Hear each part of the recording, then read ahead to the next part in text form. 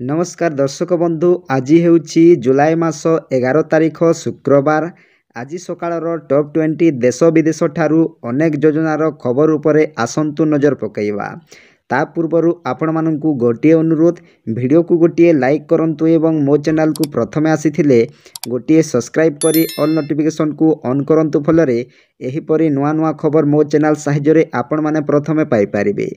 एवं आपण माने केउ सब जिल्ला गुडी करू देखुछंती ताहा सब आपण माने कमेंट साहाय्य मतामत देबे। तो आसंतु आजिर खबर उपरे नजर पकईवा। प्रथम खबर राज्य तथा देश में जारी रही वर्षा। अनेक अंचल प्रबलु अति प्रबल वर्षा होउछि। लगाण वर्षा जुगु रास्ताघाट पानी रे भर्ती। वर्षा जुगु अनेक स्थान रे बन्या परिस्थिति मध्य देखिबाकू मिलिछि। हीराकुद रे वर्तमान 16टी गेट देई बन्या जल निष्कासन करुछि। हीराकुद डैम बाम पटर 11टी गेट खुला अछि। डाहाण पटर 5टी गेट देई पानी निष्कासित हेउछि। एबे हीराकुद जलस्तर 606.23 फुट रही। प्रति सेकेंड रे 2,29,010 क्यूजेस जल प्रवेश होउछि। स्पिलवे पाई जाउछि 2,25,896 क्यूसेज जल। पावर चैनल पाई छड़ा जाउछि 33,708 क्यूसेज पानी। हीराकुद रे 64 स्लइस और 34 गेट को मिसाई 98टी गेट रही। हीराकुद डैम रा सर्वोच्च जल धारण क्षमता 630 फुट रही। परवर्ती खबर आजिर समय सारा विश्व में मोबाइल एक अत्यावश्यक सामग्री हो सारी। खाद्य, वस्त्र, बासगृह और औषध भली स्मार्टफोन एवं विश्वर अधारू अधिक मनीषों निहाती जरूरी हो पड़ी। हेले एही फोन रिचार्ज प्रथमरु मासिक 69 टंका थिबा बेले इंटरनेट प्रोवाइडर कंपनी माने दिनकू दिन रिचार्ज मूल्य को अहेतुक भावे वृद्धि करिबारे लागिछंती। भारतीय टेलीकॉम मंत्रालय चुप बसिथिबा बेले इंटरनेट प्रोवाइडर कंपनी मानक मनमानी दिनकू दिन वृद्धि पाइबारे लागिछि। गत वर्ष जुलाई मास मासिक रिचार्ज पर विभिन्न इंटरनेट प्रोवाइडर कंपनी 11 रु 23% टंका वृद्धि करिथिबा बेले एबे पुणी 12% वृद्धि करने योजना करुछंती एवं एही वर्धित मूल्य खूब शीघ्र लागू होई पारे। वर्ष शेष सुधा वर्धित मूल्य लागू होई पारे। तेबे आगामी दिन में रिचार्ज दर में जो वृद्धि घटिबो ताहा मध्यम और प्रीमियम प्लान रे बढ़िबो। अर्थात टेलीकॉम कंपनी गुड़िक सेमानंक रिचार्ज प्लान को 5G अनुसार प्रस्तुत करने को चाहूँगी। परवर्ती खबर राज्य रे खूब शीघ्र मंत्रिमंडल हेबो संप्रसारण। एने स्पष्ट कले राज्य सभापति मनमोहन सामल। केंद्र सह एने आलोचना हेबा सह अनेक निष्पत्ति ग्रहण करा जाइथिबा मनमोहन कहिसंती। एथि सहित राज्य रे बोर्ड और निगम नियुक्ति नहीं पूर्वरु 2 थर बैठक बसिथिबा बेले तालिका भी प्रस्तुत करा जाइछि। आउ किछि चर्चा आलोचना परे खूब शीघ्र निष्पत्ति नियाजिबो बोली गणमाध्यम को सूचना देइछंती राज्य सभापति। आगकू नुआ टीम सह कार्य करिवे राज्य सभापति मनमोहन सामल।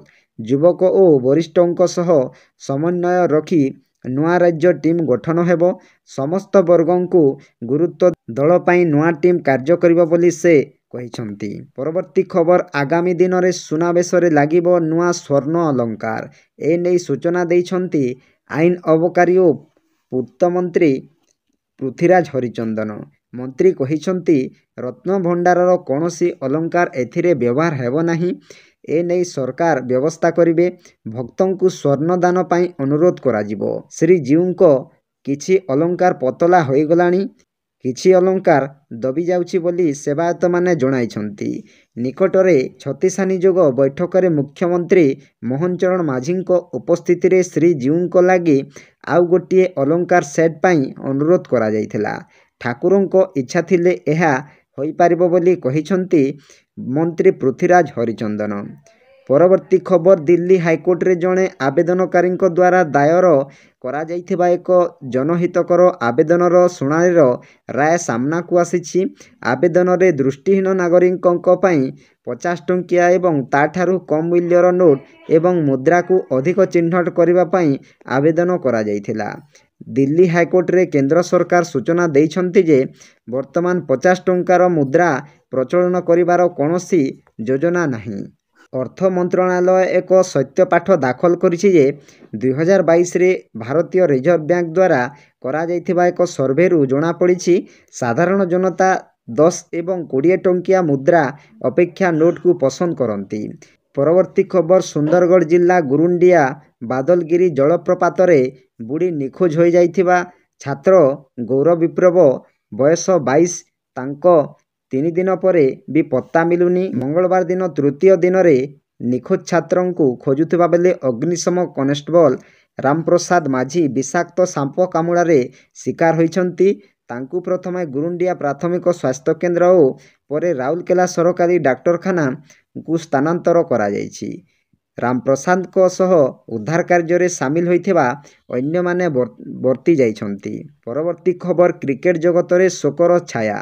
ବର୍ତ୍ତମାନ ଭାରତ ଏବଂ ଇଂଲଣ୍ଡ ମଧ୍ୟରେ 5 ମ୍ୟାଚ୍ ବିଶିଷ୍ଟ ଟେଷ୍ଟ ସିରିଜ୍ ଖେଳାଯାଉଛି। ସିରିଜର ତୃତୀୟ ମ୍ୟାଚ୍ 10 ଜୁଲାଇରୁ ଲଣ୍ଡନର ଲର୍ଡସରେ ଆରମ୍ଭ ହେବ। ଏହାରି ଭିତରେ ଆସିଛି ଏକ ଦୁଃଖଦ ଖବର। ପୂର୍ବତନ ଅଷ୍ଟ୍ରେଲୀୟ ଦ୍ରୁତ ବୋଲର ଗର୍ଡନ ରୋକ୍ 87 ବର୍ଷ ବୟସରେ ଶେଷ ନିଶ୍ୱାସ ତ୍ୟାଗ କରିଛନ୍ତି। ତାଙ୍କ ମୃତ୍ୟୁ ସାରା କ୍ରିକେଟ ଜଗତରେ ଶୋକର ଲହରୀ ଖେଳିଛି। କ୍ରିକେଟ ଅଷ୍ଟ୍ରେଲିଆ ଏକ ପୂର୍ବତନ ପୋଷ୍ଟ କରି ଶୋକ ପ୍ରକାଶ କରିଛି। ପରବର୍ତ୍ତୀ ଖବର ବିପର୍ଯ୍ୟୟ ଆସିବା ପୂର୍ବରୁ ଜାଣିପାରନ୍ତି ପଶୁ, ମଣିଷଙ୍କୁ ଦିଅନ୍ତି ସଂକେତ। ଆଜି ସତ ପ୍ରମାଣିତ ହୋଇଛି ଏହି ଲୋକ କଥା। ବିପତ୍ତି ଆସିବା ପୂର୍ବରୁ ଜଣାଇ ଦେଇଛି କୁକୁର, ବଞ୍ଚାଇ ଦେଇଛି 67 ଜଣଙ୍କ ଜୀବନ। ହିମାଚଳ ପ୍ରଦେଶର ମଣ୍ଡି ଜିଲ୍ଲାରେ ଏକ ଭୟଙ୍କର ରାତି ଅନେକଙ୍କ ଜୀବନକୁ ସବୁଦିନ ପାଇଁ ବଦଳାଇ ଦେଇଛି। କୁକୁରର ଚେତାବନୀ ଲୋକଙ୍କ ପାଇଁ ଜୀବନୀ ରକ୍ଷାକାରୀ ପ୍ରମାଣିତ ହୋଇଛି। ଜୀବନ ରକ୍ଷା କରି କୁକୁର ପାଲଟିଛି ଦେବଦୂତ। ଜୁନ୍ 30 ତାରିଖ, ସମୟ ପ୍ରାୟ ରାତି 12ଟା। ଗଭୀର ନିଦ୍ରାରେ ଶୋଇପଡ଼ିଥାନ୍ତି ସିଆଥି ଗାଁର ଲୋକେ। ସେହି ଗ୍ରାମର ବାସିନ୍ଦା ନରେନ୍ଦ୍ରଙ୍କ ପୋଷା କୁକୁର ଘରର ଦ୍ୱିତୀୟ ମହଲାରେ ଶୋଇଥାଏ। କିନ୍ତୁ ବିପଦ ଅନୁଭବ କରି ସେ ଜୋରରେ ଭୁକିବା ଆରମ୍ଭ କଲା। ଶବ୍ଦ ଶୁଣି ନରେନ୍ଦ୍ର ଉଠିପଡ଼ିଲେ। ଦେଖିଲେ ଯେ ଘରର କାନ୍ଥର ଏକ ବଡ଼ ଫାଟ ସୃଷ୍ଟି ହୋଇଛି। ପାଣି ଭିତରକୁ ପ୍ରବେଶ କରିବାକୁ ଲାଗିଛି। ସେ ତୁରନ୍ତ ପରିସ୍ଥିତି ବୁଝିପାରି ସାରା ଗାଁକୁ ତୁରନ୍ତ ସତର୍କ କରିବା ପାଇଁ ଦୌଡ଼ିବାକୁ ଲାଗିଲେ। ପରବର୍ତ୍ତୀ ଖବର ଢେଙ୍କାନାଳ ସହର ମହିଷାପାଟସ୍ଥିତ ଜିଲ୍ଲା ଦକ୍ଷତା ବିକାଶ ଓ ନିୟୋଜନ କାର୍ଯ୍ୟାଳୟଠାରେ ନିଯୁକ୍ତି ପୂର୍ବ ଅନୁଷ୍ଠିତ ହୋଇଛି। ଉତ୍ସବରେ ଖାଦ୍ୟ ଯୋଗାଣ ଓ ଖାଉଟି କଲ୍ୟାଣ ମନ୍ତ୍ରୀ କୃଷ୍ଣଚନ୍ଦ୍ର ପାତ୍ର ମୁଖ୍ୟ ଅତିଥି ଭାବେ ଯୋଗଦେଇ ଢେଙ୍କାନାଳ ସ୍ଥିତ ଅଟୋମୋବାଇଲ ଡକ୍ଟର ଇଣ୍ଡିଆ କ୍ୟୁଭାନ ସ୍କିଲ ଏମ୍ପାୱାରମେଣ୍ଟ ପ୍ରାଲି ଏବଂ ପ୍ରୋଡାକ୍ଟରେ ଟ୍ରେନିଂ ପ୍ରାପ୍ତ 36 ଜଣ ଛାତ୍ରଛାତ୍ରୀଙ୍କୁ ନିଯୁକ୍ତି ପତ୍ର ପ୍ରଦାନ କରିଥିଲେ। କର୍ମଠ ହୋଇ ସାଧୁତାର ସହ କାର୍ଯ୍ୟ କରି ଢେଙ୍କାନାଳର ଗର୍ବ ଓ ଗୌରବରେ ବୃଦ୍ଧିରେ ସହାୟକ ହୁଅନ୍ତୁ ବୋଲି ସେ କହିଥିଲେ। ପ୍ରାରମ୍ଭରେ ଜିଲ୍ଲା ନିୟୋଜନ ଅଧିକାରୀ ତତ୍ତ୍ୱମସୀ ମହାପାତ୍ର ଛାତ୍ରଛାତ୍ରୀଙ୍କୁ କିପରି ଟ୍ରେନିଂ ପ୍ରଦାନ କରି 100% ନିଯୁକ୍ତିର ସୁବିଧା ସୁଯୋଗ ସୃଷ୍ଟି ହେଉଛି ସେ ସମ୍ପର୍କରେ ସୂଚନା ଦେଇଥିଲେ। ପରବର୍ତ୍ତୀ ଖବର ଆସନ୍ତୁ ସବୁ ରାଶିର ବିଷୟରେ ଜାଣିବା। ପ୍ରଥମେ ହେଲା ମେଷ। ଆଜି ଧର୍ମ ଭାବରେ ଚନ୍ଦ୍ର, ଦ୍ୱିତୀୟସ୍ଥ ଶୁକ୍ର ଯୋଗୁଁ ଯାତ୍ରା ବାଣିଜ୍ୟରୁ ଅର୍ଥଲାଭ ଅସମ୍ଭାବ୍ୟତା। ପ୍ରିୟଜନଙ୍କ ସହ ମନୋମାଳିନ୍ୟ ଆଶଙ୍କା ରହିଛି। ତାପରେ ଆସିଲା ବୃଷ।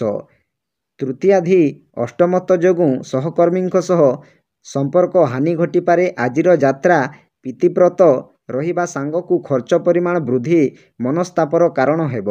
ଦୀର୍ଘଦିନର ବନ୍ଧୁଟି ପରିସ୍ଥିତି ଚାପରେ ପଡ଼ି ଦୂରେଇ ଯିବାର ସମ୍ଭାବନା ରହିଛି। ତାପରେ ଆସିଲା ମିଥୁନ। ଧନାଧିପତି କେନ୍ଦ୍ରସ୍ଥ ଯୋଗୁଁ ଆଜି ଯେଉଁ କାମରେ ହାତ ଦେବେ ସେଥିରେ ସଫଳତା ଅସମ୍ଭାବୀ। ଆଜିର ଫେରିବା ବାଟରୁ କିଛି ନୂଆ ଜିନିଷ ଘରକୁ ଆଣିପାରନ୍ତି। ପାରିବାରିକ କ୍ଷେତ୍ରରେ ବିଳାସ ପ୍ରାଚୁର୍ଯ୍ୟ ମଧ୍ୟରେ ସମୟ ଅତିବାହିତ ହୋଇପାରେ। ତାପରେ ଆସିଲା କର୍କଟ। ଚତୁର୍ଥାଧିପ ଶୁକ୍ର ଏକାଦଶସ୍ଥ ଆପଣଙ୍କ ଲୋକପ୍ରିୟତାକୁ ବୃଦ୍ଧି କରିବା ସହ ସାମାଜିକ ସମ୍ମାନ ପ୍ରଦାନ କରିବ। ଆଜି ଆପଣ ପ୍ରତ୍ୟେକ କାମରେ ବିବାଦରେ ପ୍ରତିଯୋଗିତାରେ ମଧ୍ୟ ସଫଳତା ହୋଇପାରନ୍ତି। ତାପରେ ଆସିଲା ସିଂହ।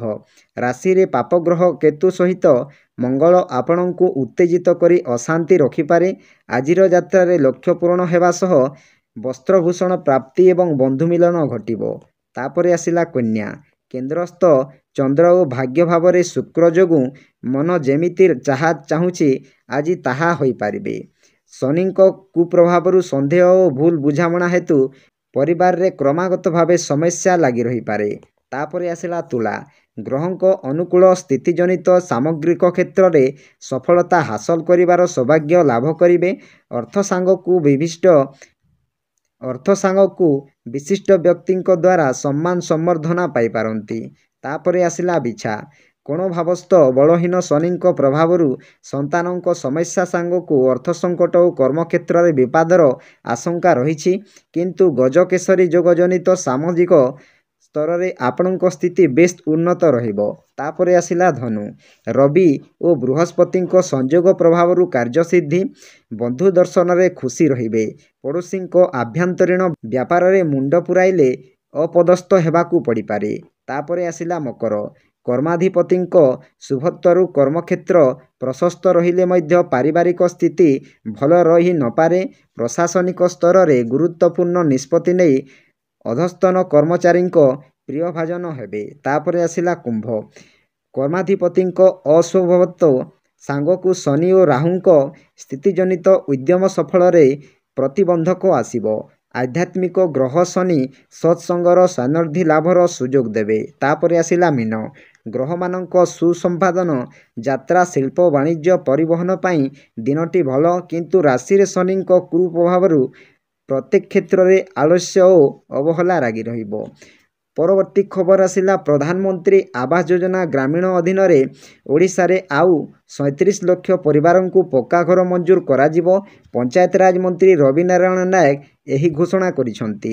ମନ୍ତ୍ରୀ ନାୟକ କହିଛନ୍ତି, ପ୍ରଧାନମନ୍ତ୍ରୀ ଆବାସ ଯୋଜନା ଗ୍ରାମୀଣ ଅଧୀନରେ ଆଉ 37 ଲକ୍ଷ ପରିବାରକୁ ପକ୍କା ଘର ପ୍ରଦାନ କରାଯିବ। ଏନେଇ କେନ୍ଦ୍ର ସରକାରଙ୍କ ଅନୁମୋଦନ ମିଳିସାରିଛି। ନାୟକଙ୍କ କହିବା ଅନୁଯାୟୀ ସମ୍ପ୍ରତି ନୂଆଦିଲ୍ଲୀ ଗସ୍ତ ସମୟରେ ସେ ଏହି କେନ୍ଦ୍ରୀୟ ଯୋଜନାରେ ଅଧୀନରେ ପକ୍କା ଘର ବଣ୍ଟନ ସମ୍ପର୍କରେ ସମ୍ପୃକ୍ତ କେନ୍ଦ୍ରୀୟ ମନ୍ତ୍ରୀଙ୍କ ସହ ବିସ୍ତୃତ ଆଲୋଚନା କରିଛନ୍ତି। ପରବର୍ତ୍ତୀ ଖବର ପ୍ରଧାନମନ୍ତ୍ରୀ କିଷାନ ସମ୍ମାନ ନିଧି ଯୋଜନାର 20ତମ କିସ୍ତିର ଅପେକ୍ଷା ଦେଶରେ କୋଟି କୋଟି କୃଷକଙ୍କ ପାଇଁ ଶୀଘ୍ର ଶେଷ ହେବାକୁ ଯାଉଛି।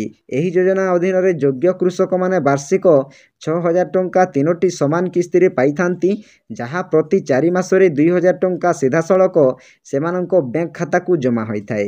ଗଣମାଧ୍ୟମ ରିପୋର୍ଟ ଅନୁଯାୟୀ 20ତମ କିସ୍ତି ଜୁନ୍ 2025ର ଶେଷ ସପ୍ତାହ କିମ୍ବା ଜୁଲାଇ ମାସର ଦ୍ୱିତୀୟ ସପ୍ତାହରେ ଜାରି ହେବାର ସମ୍ଭାବନା ରହିଛି। ତେବେ ସରକାରଙ୍କ ତରଫରୁ ଏପର୍ଯ୍ୟନ୍ତ କୌଣସି ଆଧିକାରିକ ତାରିଖ ଘୋଷଣା ହୋଇନାହିଁ। ପରବର୍ତ୍ତୀ ଖବର ଓଡ଼ିଶା ସରକାର ଓ ଓଡ଼ିଶା ଡ୍ରାଇଭର୍ସ ମହାସଂଘ ମଧ୍ୟରେ ଚାଲିଥିବା ଅନିର୍ଦ୍ଦିଷ୍ଟ କାଳ ପାଇଁ କାର୍ଯ୍ୟ ବନ୍ଦ ଆନ୍ଦୋଳନର ସମାଧାନ ପାଇଁ ହୋଇଥିବା ଆଲୋଚନା କୌଣସି ନିଷ୍ପତ୍ତି ବିନା ଶେଷ ହୋଇଛି। ମହାସଂଘର କୋଷାଧ୍ୟକ୍ଷ ଆଦିତ୍ୟ ପ୍ରସାଦ ବେହେରା କହିଛନ୍ତି ଯେ, ରାଜ୍ୟ ସରକାର ଦ୍ୱାରା ଆଜି ସନ୍ଧ୍ୟାରେ ଖରବେଳ ଭବନରେ ପରିବହନ ସେବା ପୁନଃ ଆରମ୍ଭ ପାଇଁ ଆୟୋଜିତ ବୈଠକ କୌଣସି ସଫଳତା ଅଣାଇ ପାରିନାହିଁ। ବେହେରା ଆହୁରି ଜଣାଇଛନ୍ତି ଯେ, ରାଜ୍ୟ ପରିବହନ ମନ୍ତ୍ରୀ ବିଭୂତି ଭୂଷଣ ଜେନାଙ୍କ ବାସଭବନରେ ଆଉ ଏକ ପର୍ଯ୍ୟାୟ ଆଲୋଚନା ହେବାର ସମ୍ଭାବନା ରହିଛି। ପରବର୍ତ୍ତୀ ଖବର ପାଟନାରୁ ଦିଲ୍ଲୀ ଆସୁଥିବା ଏକ ଇଣ୍ଡିଗୋ ବିମାନକୁ ପକ୍ଷୀ ଧକ୍କା ଦେବାରୁ ପାଟନା ବିମାନ ବନ୍ଦରରେ ଜରୁରୀକାଳୀନ ଅବତରଣ କରିବାକୁ ପଡ଼ିଛି। ଅବତରଣ ପରେ ଏହି ବିମାନକୁ ବାତିଲ କରାଯାଇଛି। ଇଣ୍ଡିଗୋ ଯାତ୍ରୀମାନଙ୍କ ପାଇଁ ଆଉ ଏକ ବିମାନ ବ୍ୟବସ୍ଥା କରୁଛି। ବିମାନରେ 175 ଜଣ ଯାତ୍ରୀ ଥିଲେ। ସମ୍ବାଦ ସଂସ୍ଥା ପିଟିଆଇ ଅନୁଯାୟୀ ପ୍ରାୟ 175 ଯାତ୍ରୀଙ୍କୁ ନେଇ ଦିଲ୍ଲୀ ଆସୁଥିବା ଏକ ଇଣ୍ଡିଗୋ ବିମାନ ବୁଧବାର ସକାଳେ ଉଡ଼ାଣ ପରେ ପାଟନାର ଜୟପ୍ରକାଶ ନାରାୟଣ ଅନ୍ତର୍ଜାତୀୟ ବିମାନ ବନ୍ଦରକୁ ଫେରି ଆସିଥିଲେ। କାରଣ ଏହାର ଏକ ଇଞ୍ଜିନରେ ପକ୍ଷୀ ଧକ୍କା ଦେବା ଯୋଗୁଁ ଯାନ୍ତ୍ରିକ ତ୍ରୁଟି ଦେଖାଦେଇଥିଲା। ପରବର୍ତ୍ତୀ ଖବର ଆଜିଠାରୁ ଚଳିତ ବର୍ଷର ଶ୍ରାବଣ ମାସ ଆରମ୍ଭ। ଶ୍ରାବଣ ମାସରେ ସୂର୍ଯ୍ୟ, ମଙ୍ଗଳ, ଶୁକ୍ର, ଶନି ଓ ବୁଧ ଗ୍ରହ ଚଳନ କରିବା ସହ ଦୁର୍ଲଭ ସଂଯୋଗ ସୃଷ୍ଟି ହେବ। ଶନି ଓ ବୁଧ ଓଲଟା ଚଳନ କରିବେ। ଫଳରେ ଶ୍ରାବଣରେ ପ୍ରୀତି ଯୋଗ, ଆୟୁଷ୍ମାନ ଯୋଗ, ସୁକର୍ମା, ଶିବ ଓ ସର୍ବାର୍ଥ ସିଦ୍ଧି ଯୋଗ ସୃଷ୍ଟି ହେବାକୁ ଯାଉଛି। ଜାଣନ୍ତୁ କେଉଁ କେଉଁ ରାଶିଙ୍କ ଭାଗ୍ୟ ଚମକିବ। ବୃଷ, ଏହି ରାଶିଙ୍କୁ ଅତ୍ୟନ୍ତ ଶୁଭଫଳ ମିଳିବ। ଟଙ୍କା ରୋଜଗାର କରିବା ପାଇଁ ନୂଆ ସୁଯୋଗ ମିଳିବ। ଧନ ସମ୍ପତ୍ତି ବୃଦ୍ଧି ହେବ। ସଫଳତା ମିଳିବ। ମନ ଖୁସି ରହିବ। ତାପରେ ଆସିଲା ମିଥୁନ। ପ୍ରଭୁ ଶିବଙ୍କର ବିଶେଷ କୃପା ମିଳିବ। କରଜରୁ ମୁକ୍ତି ମିଳିବ, ଆର୍ଥିକ ସ୍ଥିତି ମଜବୁତ ହେବ, ପୁରୁଣା ସମସ୍ୟା ଦୂର ହେବ। ତାପରେ ଆସିଲା ତୁଲା, ବ୍ୟବସାୟରେ ବଡ଼ ଲାଭ ମିଳିବ, ପରିବାରରେ ହସ ଖୁସିର ବାତାବରଣ ରହିବ, ଅଟକିଥିବା ଧନ ମିଳିବ। ତାପରେ ଆସିଲା କୁମ୍ଭ, ଅଟକିଥିବା କାମରେ ସଫଳତା ମିଳିବ, ଧନ ଲାଭ ହେବ, ଭାଗ୍ୟର ସାଥ ମିଳିବ, ଜୀବନରେ ଖୁସିର ଆଗମନ ହେବ। ପରବର୍ତ୍ତୀ ଖବର, ଦିଲ୍ଲୀ ସରକାର 10 ବର୍ଷରୁ ଅଧିକ ପୁରୁଣା ଡିଜେଲ ଗାଡ଼ି ଏବଂ 15 ବର୍ଷରୁ ଅଧିକ ପୁରୁଣା ପେଟ୍ରୋଲ ଗାଡ଼ି ଉପରେ ଲାଗୁଥିବା ନିଷେଧାଦେଶ ଉଠାଇବାର କିଛି ଦିନ ପରେ ସୋମବାର ଜାରି ହୋଇଥିବା ଏକ ଆଦେଶରେ କୁହାଯାଇଛି ଯେ ନଭେମ୍ବର 1 ତାରିଖରୁ ଏହି ଶ୍ରେଣୀର ଗାଡ଼ିଗୁଡ଼ିକ ଇନ୍ଧନ ଯୋଗାଣ କରାଯିବ ନାହିଁ। ଏହି ଇନ୍ଧନ ନିଷେଧାଦେଶ ଜାତୀୟ ରାଜଧାନୀ କ୍ଷେତ୍ରର 5ଟି ଜିଲ୍ଲା ଗୁରୁଗ୍ରାମ, ଫରିଦାବାଦ, ନୋଏଡା, ଗାଜିଆବାଦ ଏବଂ ସୋନିପାଟରେ ମଧ୍ୟ ଏକକାଳୀନ ଭାବେ ନଭେମ୍ବର 1ରୁ ଲାଗୁ ହେବ। ଦିଲ୍ଲୀ ସରକାର ଜୁଲାଇ 1ରୁ ଜୀବନଶେଷ ଗାଡ଼ିଗୁଡ଼ିକ ପାଇଁ ଇନ୍ଧନ ନିଷେଧ ନିଷ୍ପତ୍ତିକୁ ସମୀକ୍ଷା କରିବା ପାଇଁ ବାୟୁ ଗୁଣବତ୍ତା ପରିଚାଳନା ଆୟୋଗକୁ ଅନୁରୋଧ କରିବା ପରେ ମଙ୍ଗଳବାର ଏକ ବୈଠକ ଅନୁଷ୍ଠିତ ହୋଇଥିଲା। ପରବର୍ତ୍ତୀ ଖବର, ଆଗାମୀ 7 ଦିନ ପାଇଁ ପାଣିପାଗ ସ୍ଥିତି ପୂର୍ବାନୁମାନ କରି ପ୍ରେସ୍ ରିଲିଜ୍ କରିଛି ଆଞ୍ଚଳିକ ପାଣିପାଗ କେନ୍ଦ୍ର। ମଧ୍ୟାହ୍ନ ସନ୍ଧ୍ୟା ସମୟରେ ରାଜ୍ୟର ଅନେକ ସ୍ଥାନରେ ପ୍ରବଳ ବର୍ଷା, ଘଡ଼ଘଡ଼ି ସହ କାଳବୈଶାଖୀର ସମ୍ଭାବନା ରହିଛି। ତେଣୁ ବିଭିନ୍ନ ଜିଲ୍ଲାକୁ ଏହି ସମୟରେ ସତର୍କ କରିବାକୁ ପରାମର୍ଶ ଦେଇଛି ପାଣିପାଗ କେନ୍ଦ୍ର। ଜୁଲାଇ 11 ତାରିଖ ପାଇଁ କିଛି ଜିଲ୍ଲାକୁ ୟେଲୋ ୱାର୍ଣ୍ଣିଂ ଜାରି କରି ସତର୍କ କରିଛି ପାଣିପାଗ କେନ୍ଦ୍ର। ଏହି ଜିଲ୍ଲାଗୁଡ଼ିକ ହେଉଛି ମୟୂରଭଞ୍ଜ, କେନ୍ଦୁଝର, ସୁନ୍ଦରଗଡ଼, ଝାରସୁଗୁଡ଼ା, ବରଗଡ଼, ସମ୍ବଲପୁର, ବାଲେଶ୍ୱର, ଭଦ୍ରକ, ଯାଜପୁର, କେନ୍ଦ୍ରାପଡ଼ା, କଟକ, ଜଗତସିଂହପୁର, ଦେବଗଡ଼, ଅନୁଗୁଳ, ଢେଙ୍କାନାଳ, ପୁରୀ, ଖୋର୍ଦ୍ଧା, ନୟାଗଡ଼, ଗଜପତି ଓ ଗଞ୍ଜାମ। ତ ଆପଣମାନେ କିଛି ସମୟ ଭିତରେ 20ଟି ଖବର ବିଷୟରେ ଜାଣିପାରିଲେ। ଆପଣମାନଙ୍କୁ କେମିତି ଲାଗିଲା ନିଶ୍ଚୟ କମେଣ୍ଟ ମାଧ୍ୟମରେ ଜଣାଇବେ ଏବଂ ଆପଣମାନେ କେଉଁ ସବୁ ଜିଲ୍ଲାଗୁଡ଼ିକରୁ ଦେଖୁଛନ୍ତି ନିଶ୍ଚୟ କମେଣ୍ଟ ମାଧ୍ୟମରେ ଜଣାଇବେ।